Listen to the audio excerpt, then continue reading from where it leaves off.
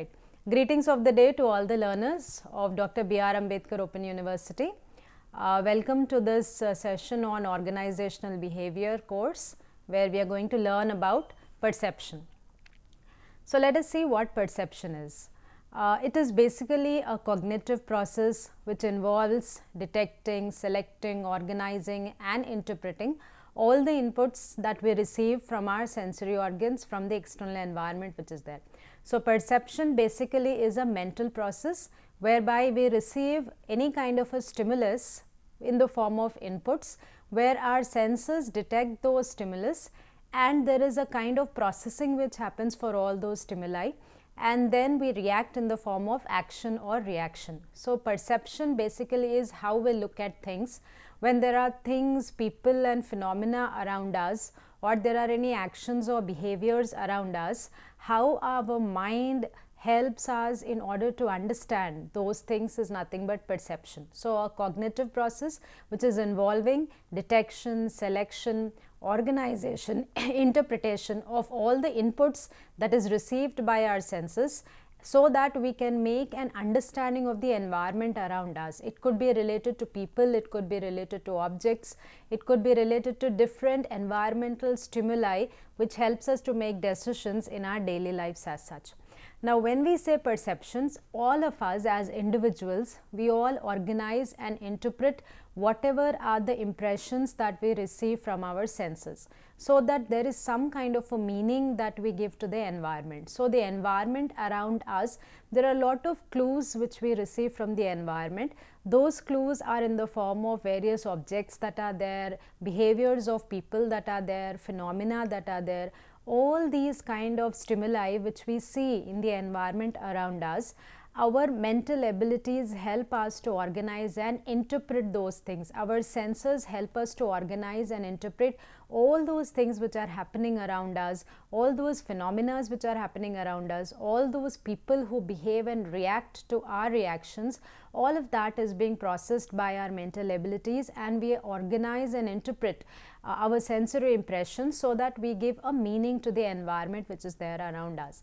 In perception, basically three things become very essential. One is, who is the person who is actually seeing, looking and understanding these things, which is called as a perceiver. Then the target, that is whatever is being seen in the environment, and the situation in which that particular thing is being seen. So let us see these three elements in detail about perception: the perceiver, the target and the situation. So perception basically revolves around these three things, that is, who is the person who is perceiving.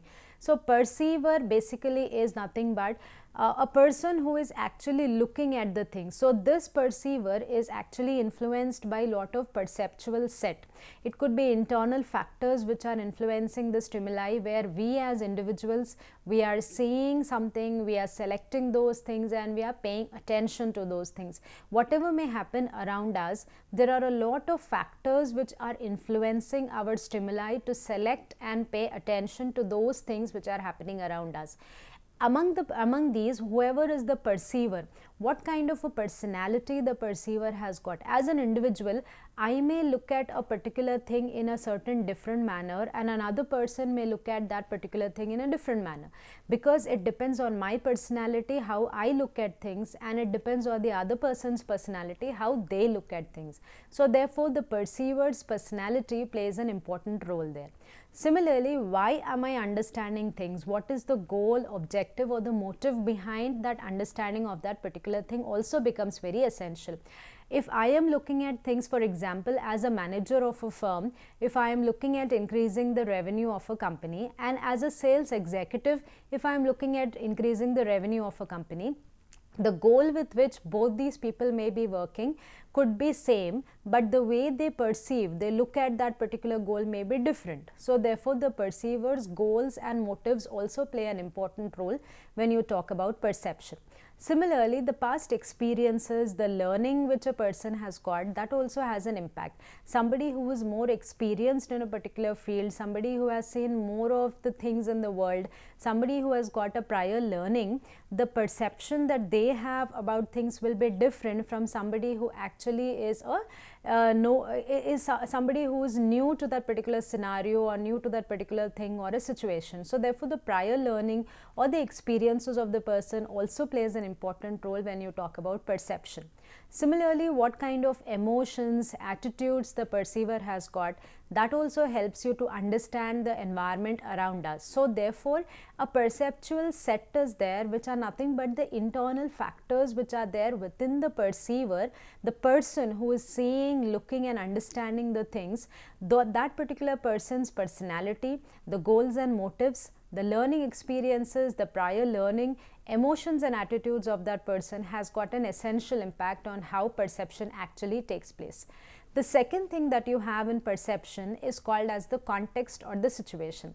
As I said, when we look at things from a perspective, though the person may all be in the same situation, but how we look at things depends upon from one situation to another situation.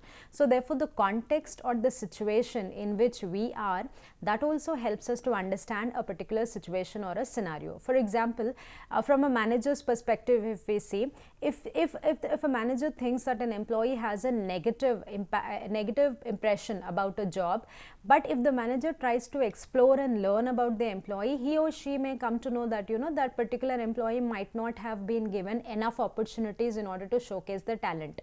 That is why that employee has got disheartened and that employee has got a negative feeling towards the job. So here what is happening, I am understanding that particular employee in the context or in the situation where that employee was not given enough opportunity in order to showcase his or her talent. So in that particular situation, the employee got disheartened and the employee started behaving negatively towards the job.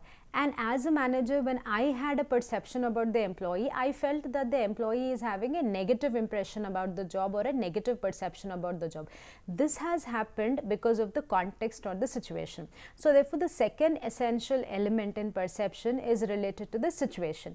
In which situation we are, or whatever is the context in which we are, that context or the situation helps us to have a perception about the happenings, about the environment, about the things which are there around us. So when we start building an impression about something, when we start organizing our stimuli and interpret and react to certain situations, as an individual, I perceive things based on my personality, my emotion, my attitude, and also depends upon the situation in which I am. So the context or the situation plays an important role when I talk about perception.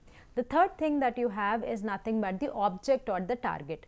The target or the object is the thing or the object or the person or the phenomena at which we are looking at.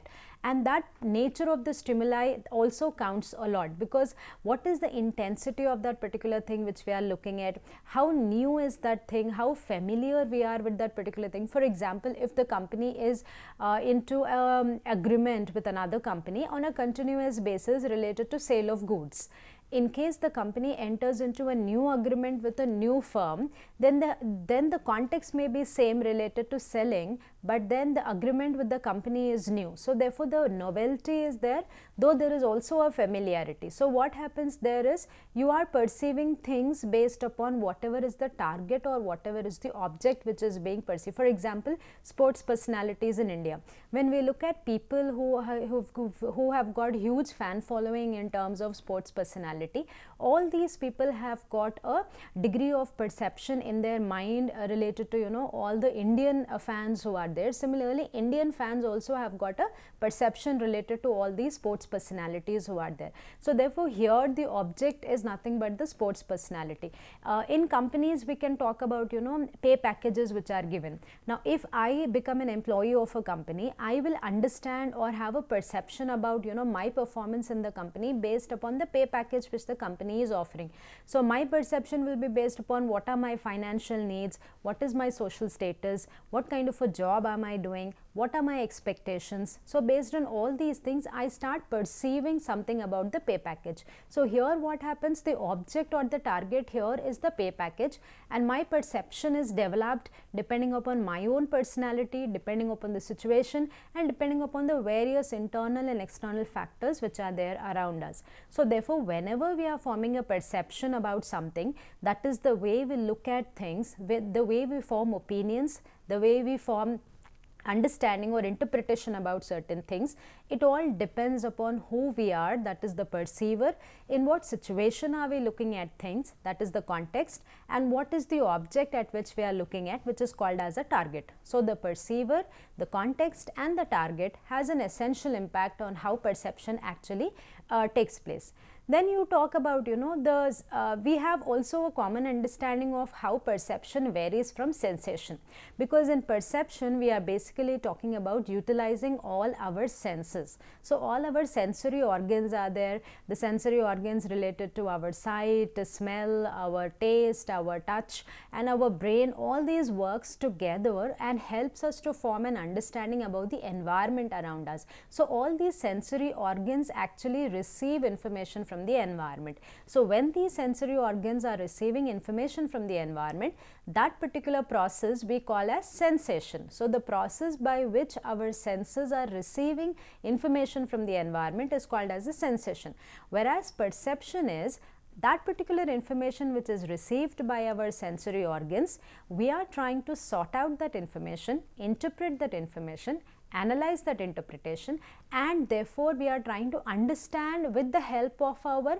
mental abilities how that particular information fits into our daily routine or our work life as such. So, therefore, sensation and perception are closely related to one another, where sensation is all about sensing information using our sensory organs based upon the various environmental clues which are there around us, whereas perception is about that particular information which our senses have gathered. We are trying to organize, sort and interpret that particular information which our sensory organs have gathered. So, therefore, sensation and perception are related to one another.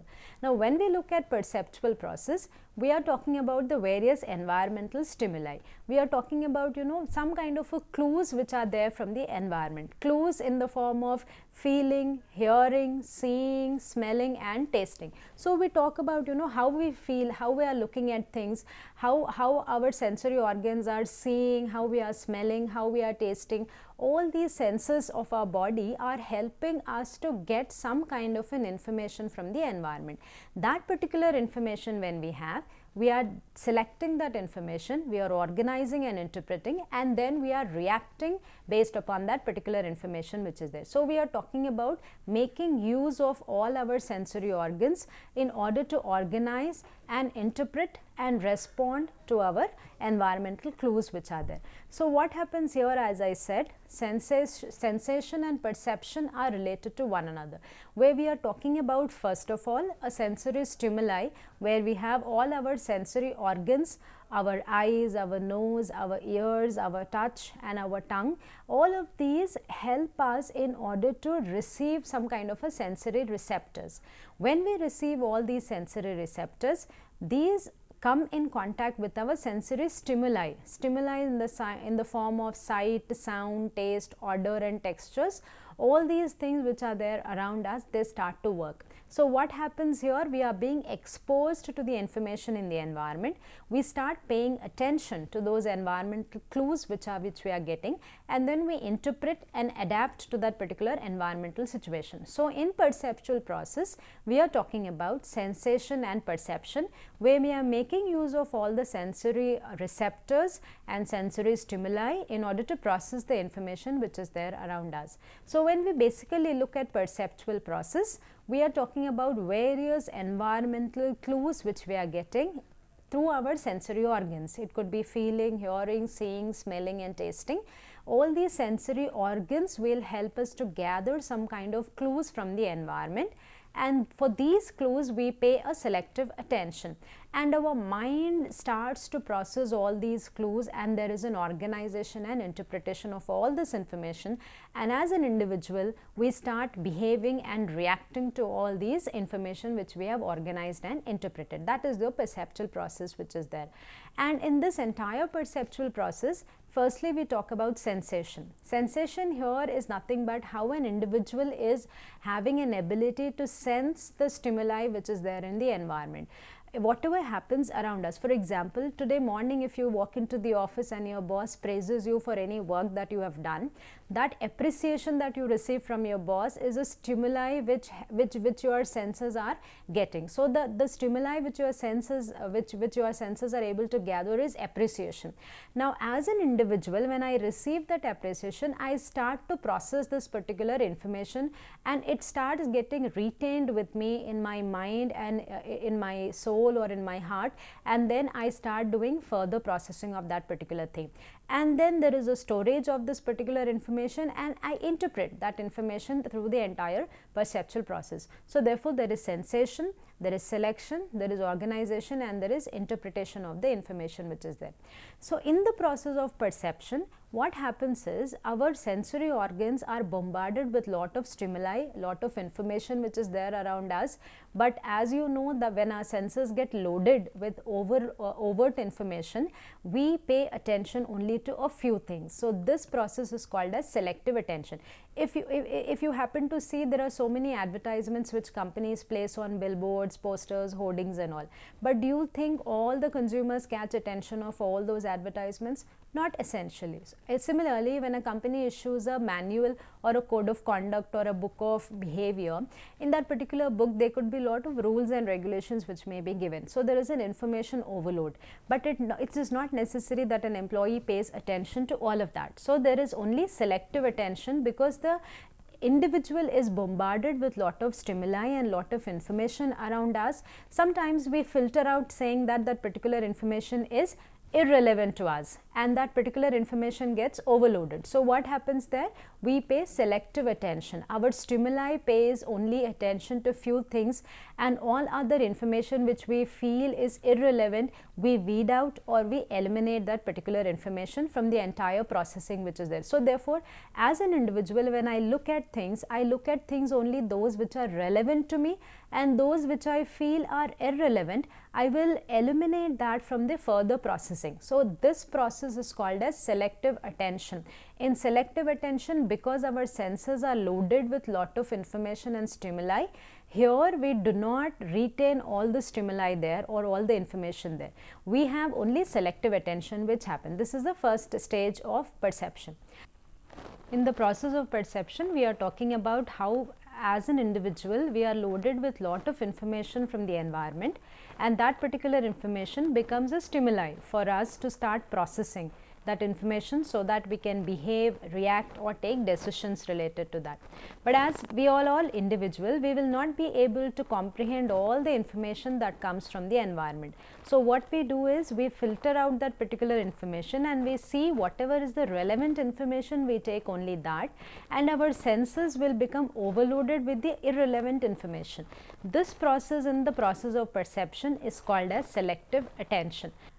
So as an individual, when we are loaded with the information, our brain does not process all that information. We filter out the irrelevant information, and only that information which our senses feel is relevant, we process only that. This particular action is called as selective attention. So in the process of perception, selective attention, that is attention and paying attentive process to whatever we select as irrelevant information becomes very essential. And after this, we start organizing. Our mental abilities help an individual to look at things and choose only those things which we want to process. And when it comes to the process of organizing, we talk something about figure to ground effect. The figure to ground effect suggests whether as an individual we are looking at the figure itself, or we are looking at something which is in the background of that particular figure.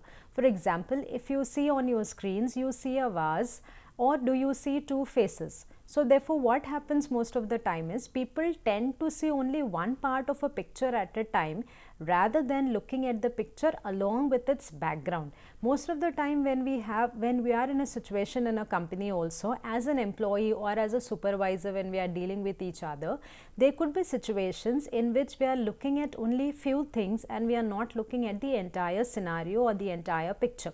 So therefore, there comes the hindrance to the process of perception. So therefore, in the process of perception, when we talk about organizing, we have to look at the entire scenario, that is one part of a picture at a time, and also the background which is there. So sometimes it so happens that there are a lot of errors in the perception when an individual is not able to do this at the same time.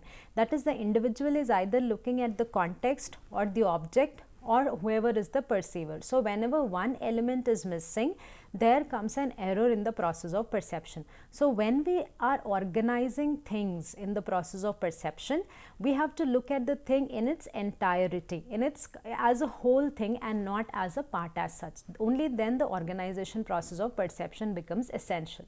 Sometimes what happens is, when we are trying to make sense of what we are perceiving, we are actually tending to group stimuli rather than viewing them as separate entity. There was an author called Gestalt who gave a principle saying that whole is greater than sum of its part, where we talk about looking at things as a whole and not as a separate entity. Riethmer also in the year 1923 developed a number of laws to tell you how this process of organizing happens. He said that as an individual, when we are looking at things, we tend to look at things as a group. We do not look at things as a single thing as such. When we look at things, we tend to look at things as a group. Similarly, he also talks about looking at things in its continuity, so that there is a pattern which is being followed. Similarly, he also talks about looking at things which have similar characteristics. For example, in a company, when we are forming team, in that particular scenario, we tend to form teams with people who have got similar taste, habits and preferences, so that the team can gel well and the work can be executed very easily. So therefore, we talk about applications of this organization process in the organization behavior also. So here Gestalt and Riethmer gave all these clues or the laws which will help us in understanding the entire process of perception. Then perception also has got interpretation. Now when we are looking at all the things which are around us, our mind starts forming some kind of a scheme related to how we are going to interpret all those things. These interpretations can also be based on cognitive scripts. There can be some predetermined steps in our mind. For example, when it rains. Now rainfall is a scenario or an environmental stimuli. Now our brain starts to process very quickly, and especially subconsciously, then when it rains, we are supposed to carry an umbrella or a raincoat with us. So what happens there is already a predetermined step in our mind that we have to follow, or how we have to behave in that particular situation.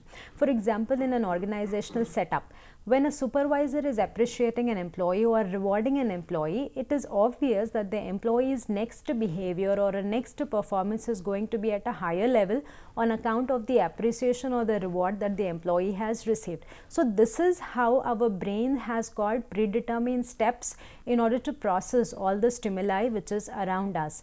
This is nothing but interpretation. So there is a scheme or there is a cognitive script which is there in our mind, and those cognitive scripts are unique to each one of us. It is not necessary that all of us are going to interpret the scenario in the same way.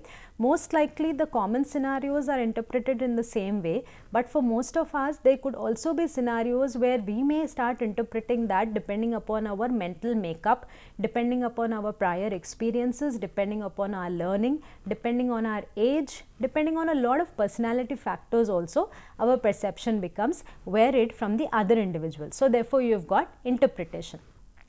Then you have got reaction, where we talk about how the interpretation of the stimuli is eliciting a reaction. For example, an employee in the company who may be worried about the promotion, that particular employee may also be willing to take an extra responsibility over and above the routine work that the employee may be doing.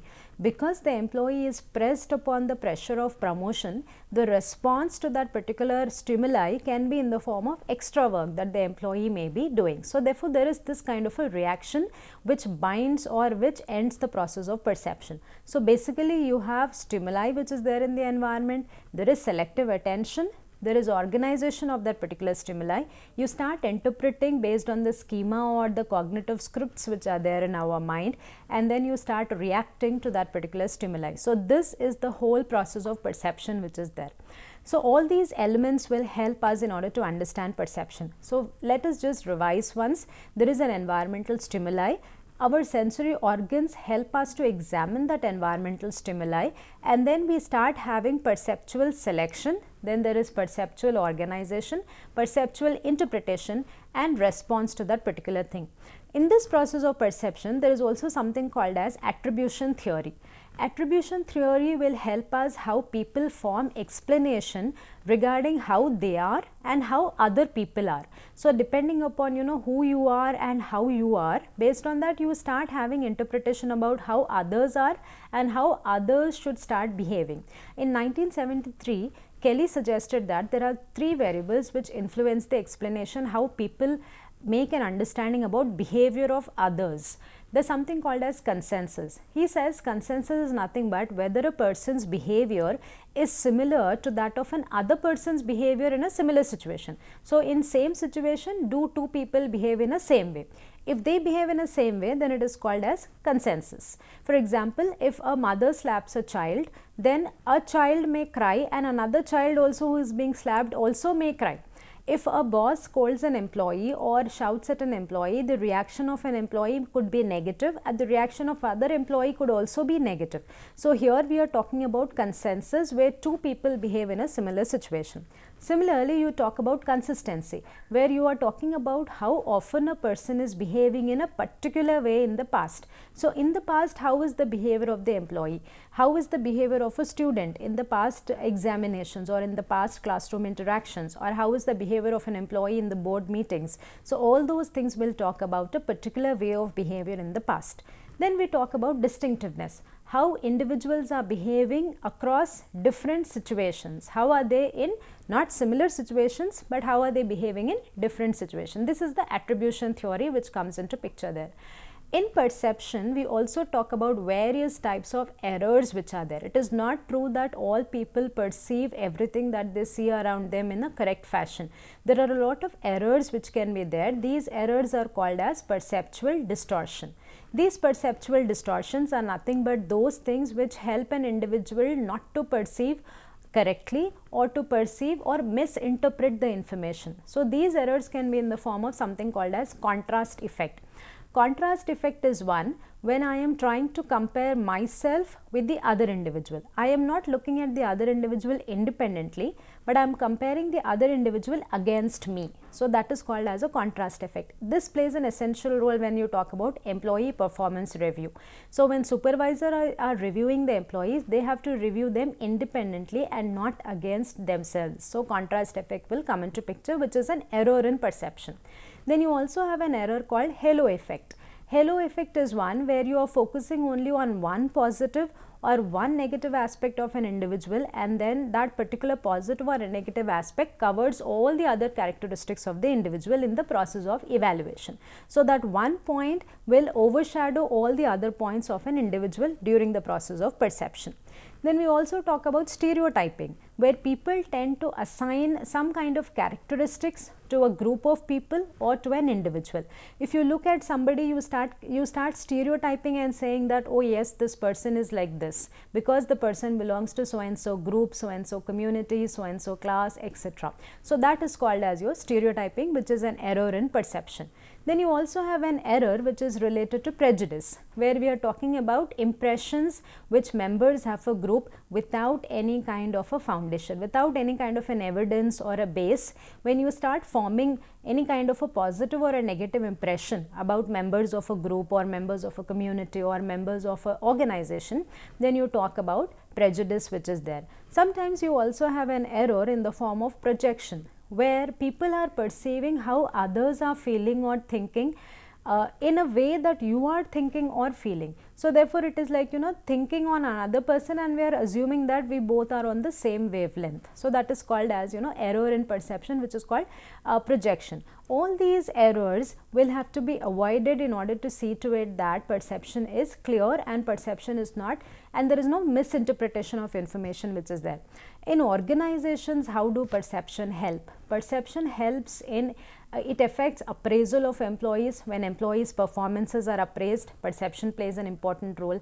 When people are behaving, that behavior also is an effect of perception. Then all the problems which are also are perceived are all based on analysis, interpretation and solutions. So specifically, if you see in an organization, perception has a role to play in the process of employee interview. For example, when interview takes place, perception biases of the rater or the interviewer may play an important role. Similarly, in performance expectations, when you are talking about expecting higher or lower performances from the employee, perception plays a role there. Sometimes perception also plays a role in the form of employee effort, assessment of individual effort, which is subjective, subject to the distortions and biases that you may have.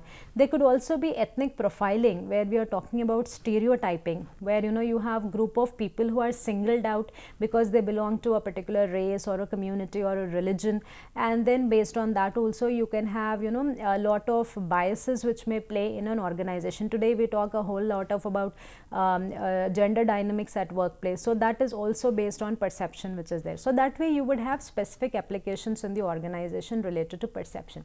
So in today's session, which was related to perception, we have spoken about how perception is essential in organization behavior.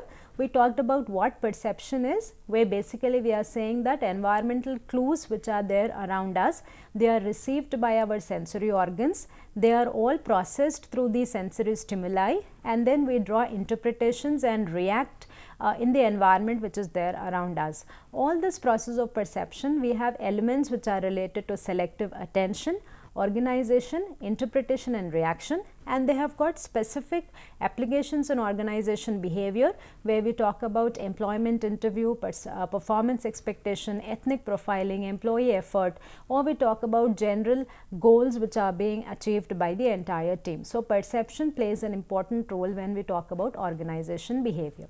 Thank you.